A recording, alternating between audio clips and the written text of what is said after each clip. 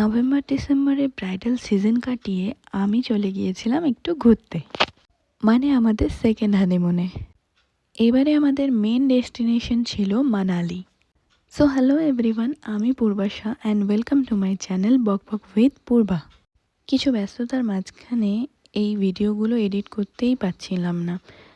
শিয়ালদা থেকে দিল্লি রাজধানী ট্রেন ধরে আমরা 3rd ডিসেম্বর বেরিয়ে পড়েছিলাম দিল্লির উদ্দেশ্যে। আমরা প্রতিবারই নিজেরাই ট্যুর প্ল্যান করি। আমি আর আমার হাজব্যান্ড দুজনেই চারিদিকটা ঘেঁটে ইউটিউব দেখে সমস্ত জায়গার সাথে পরিচয় করে তবেই আমরা ট্যুর প্ল্যানটা করি। পরের দিন সকালে আমরা দিল্লি পৌঁছে আমাদের লাগেজগুলো ক্লক রুমে রেখে বেরিয়ে পড়েছিলাম দিল্লি ভ্রমণের উদ্দেশ্যে। সময় খুব অল্প থাকায় আমরা দিল্লির কিছু জিনিসই মাত্র দেখতে পেয়েছি, কারণ সেদিন রাত্রেই আমাদের মানালি যাওয়ার জন্য বাস ছিল। পরের ভিডিওর জন্য চ্যানেলটা সাবস্ক্রাইব করে দিন।